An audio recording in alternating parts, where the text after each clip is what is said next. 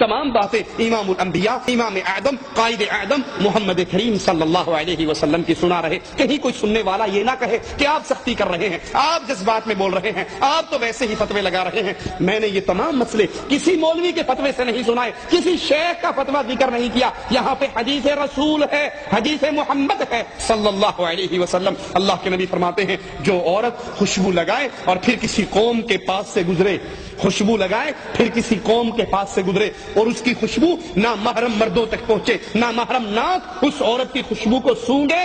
فتویٰ سنیے امام کائنات کا، امام اعظم کا، امام الانبیاء کا، محمد الرسول اللہ کا. اللہ کے نبی اس عورت کے بارے میں کیا کہہ رہے ہیں جو خوشبو لگا کے اپنے گھر سے نکلتی ہے، غیر مرد عورتوں، غیر مردوں کے پاس سے گزرتی ہے، ان کی خوشبو ان غیر مردوں کے ناکوں میں پہنچتی ہے. اللہ کے نبی فرماتے ہیں فَهِيَ زَانِيَةٌ زَانِيَةٌ زانیہ، یہ بدکار ہے، بدکار ہے، بدکار ہے. اپنی بیویوں کو تیار کروا کے شاپنگ کے لیے پانڈا مارکیٹ میں بھیجنے والوں، اتوار بازاروں میں بھیجنے والوں، ان کو شادی ہال میں فنکشن اٹینڈ کرنے کے لیے بھیجنے والوں، اور یہ بودی دلیل دینے والوں کہ مولانا ہماری بیوی ٹھیک ہے، ہماری بیوی پارٹی اٹینڈ کرنے کے لیے شادی ہال میں جاتی ہے لیکن وہ پرفیوم نہیں لگاتی.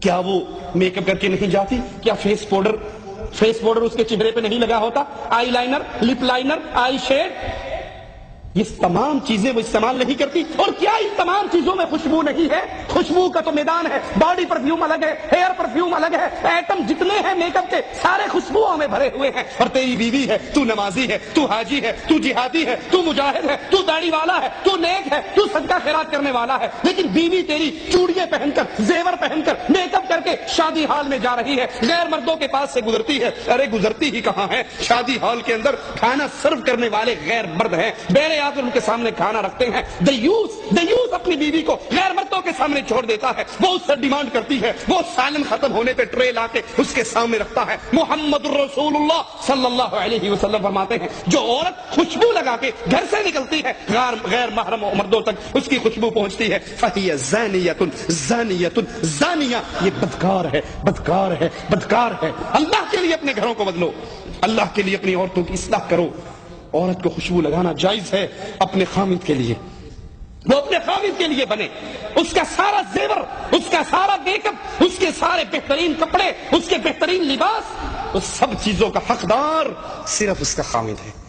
لیکن افسوس اس بغیرتی نے ہمارے گھروں کی کیفیت ہی بدل دی ہے.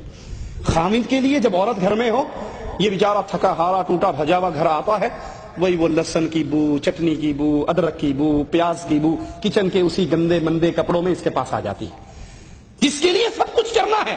اور اگر یہ بیوی سے کہے آج آپ کی ڈنر پارٹی ہے فلاں فیملی کے گھر، اور یہ اطلاع اس کو آدھا گھنٹہ پہلے دے دے، وہ تیار ہوگی یا اس سے لڑائی کرے گی؟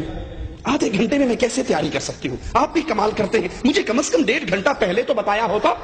میں نے تیار ہونا ہے، میں نے کپڑوں کے ساتھ میچنگ جیولری پہننی ہے، سوٹ کی میچنگ کی میں نے شوز پہننے ہیں، میں نے فلاں تیاری. اب آدھے گھنٹے میں کیا کروں؟ یہ مسکین جو مہینہ اپنی بیوی کے چہرے پر کوئی رنگت نہیں دیکھتا، کوئی خوشبوئیں نہیں دیکھتا، اچھا لباس نہیں دیکھتا، وہی گندے مندے کپڑوں میں گھر میں گھومتی ہے. جب یہ پارٹی اٹینڈ کرنے کے لیے نکلتی ہے، تیار ہو کے گھر سے نکلتی ہے، بندہ بھی 4 دفعہ اس کو دیکھتا ہے، میرے والی ہے، کوئی اور تو نہیں آ گئی، یہ تبدیل تو نہیں ہوگی. میں نے تو اس کو کبھی اس شکل میں نہیں دیکھا.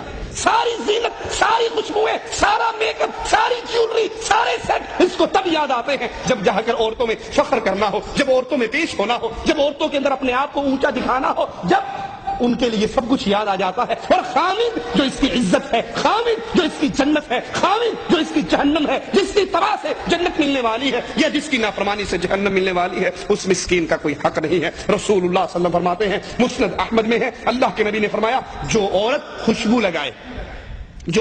خوشبو لگائے پھر مسجد میں جائے، اتوار بازار کی بات نہیں، پانڈا مارکیٹ کی بات نہیں، شادی ہال کی بات نہیں، فنکشن اٹینڈ کرنے کی بات نہیں، یہاں مسجد کی بات ہے، بیت اللہ کی بات ہے، اللہ کے گھر کی بات ہے. فرمایا جو عورت خوشبو لگائے مسجد میں جائے اس حال میں کہ اس کے جسم سے خوشبو آ رہی ہو، اس کی نماز قبول نہیں ہوتی.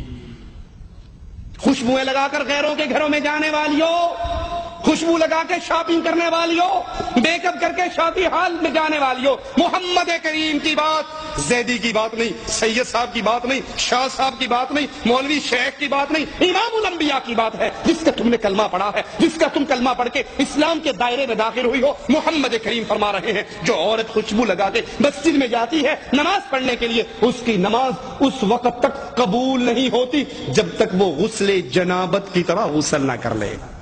یہ صرف فرضی غسل ہے، جنابت کا غسل ہے، اگر وہ جنابت کے غسل کی طرح غسل کرتی ہے پھر اس کی نماز قبول ہوتی ہے، اگر وہ غسل جنابت کی طرح غسل نہیں کرتی تو اس کی نماز قبول نہیں ہوتی۔ عورت کا محرم کے بغیر سفر کرنا جائز نہیں ہے۔ اسلام بے حیائی و فحاشی کے راستوں کو کیسے روک رہا ہے؟ بخاری و مسلم میں ہے، اللہ کے پیارے حبیب علیہ الصلوۃ والسلام نے فرمایا کوئی عورت سفر نہ کرے الا مع ذی محرم، سوائے اس کے کہ اس کے ساتھ کوئی محرم رشتہ دار ہو۔ سائل کھڑا ہو کر کہتا ہے یا رسول اللہ صلی اللہ علیہ وسلم، میں نے اپنا نام آپ کے ساتھ جہاد پہ جانے کے لیے غزوے میں لکھوایا ہے، اس حال میں کہ میری بیوی حج کے لیے جا رہی ہے، میں جہاد فی سبیل اللہ میں جا رہا ہوں، بیگم صاحبہ حج کرنے کے لیے جا رہی ہے۔ رسول کریم علیہ الصلوۃ والسلام اس کے جہاد کے سفر کو کینسل کرنے کا حکم دیتے ہوئے فرماتے ہیں جہاد کا ارادہ ختم کر دو، ترک کر دو، اپنی بیوی کے ساتھ جاؤ، اس کو حج کرا کر لاؤ۔ حج کا سفر کتنا مبارک سفر ہے، حج کا سفر کتنا عظیم سفر ہے، اس سفر کے اندر بھی عورت کا بغیر محرم کے حج پہ جانا جائز نہیں ہے، غیر محرم عورت کی طرف قصدن دیکھنا جائز نہیں ہے۔ قرآن حکیم میں مالک فرماتا ہے قل للمؤمنین، کہو اہل ایمان کو یغضوا من ابصارہم، اپنی آنکھوں کو جھکا کر رکھے، اپنی آنکھوں کو نیچا رکھے، ویحفظوا فروجہم، اپنی شرمگاہوں کی حفاظت کریں، ذالک ازکا لہم، یہ ان کے لیے زیادہ بہتر ہے، یہ ان کے لیے ان کی طہارت کے لیے ان کی پاکیزگی کے لیے بہتر ہے۔ ان اللہ خبیر بما یصنعون، اور اللہ جانتا ہے جو کچھ تم کرتے ہو۔ ہاں اگر کوئی شادی کرنے کا ارادہ رکھتا ہے تو اپنی منگیتر کو ایک نظر دیکھ سکتا ہے۔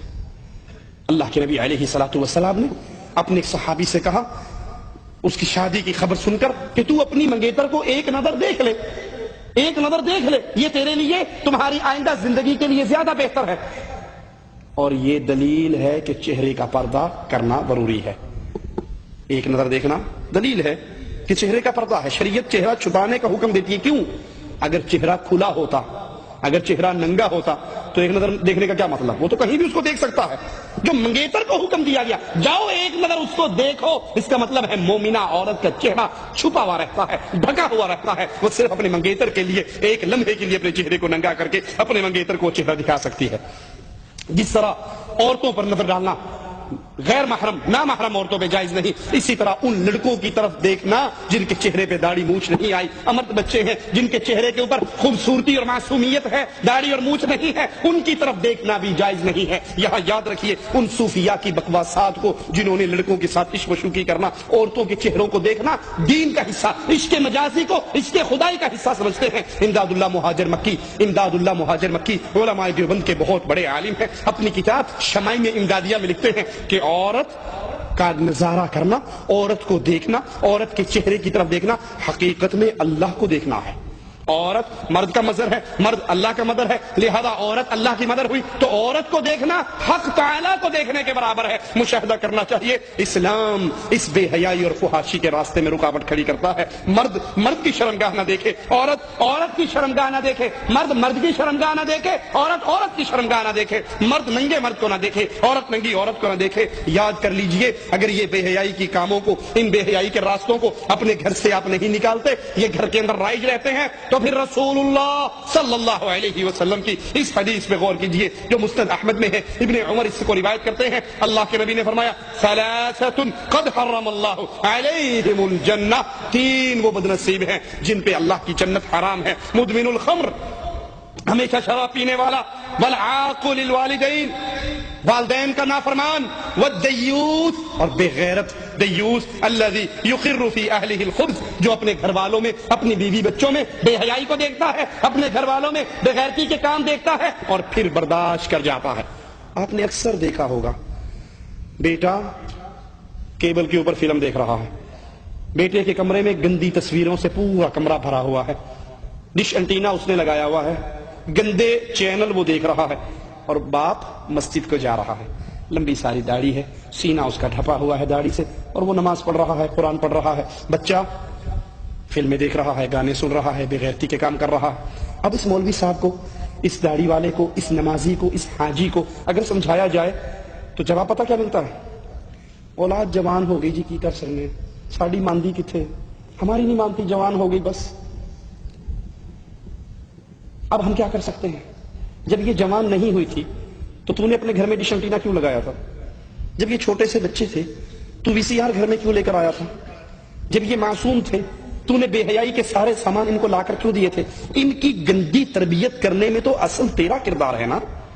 تو اپنی بیوی کے لاڈ اٹھاتے ہوئے سعودی عرب سے جاتا، بیگم صاحبہ فون کرتی، حاجی صاحب آنڈے ہو نا تے وڈا سارا لے آنا نہ بھولیا جے، اے بھی وڈا سارا لے کے اتلے، حاجی اللہ بخش، حاجی اللہ بخش صاحب یہ جو کچھ لے کے جا رہے ہو، ابھی تمہارا بچہ دودھ پیتا ہے، ابھی تمہارا بچہ معصوم ہے، جو کچھ اپنے گھر میں اپنی محترمہ کو لگوا کر دے رہے ہو، کل کو تمہارے بچے کو بے غیرت بنانے میں یہ بہت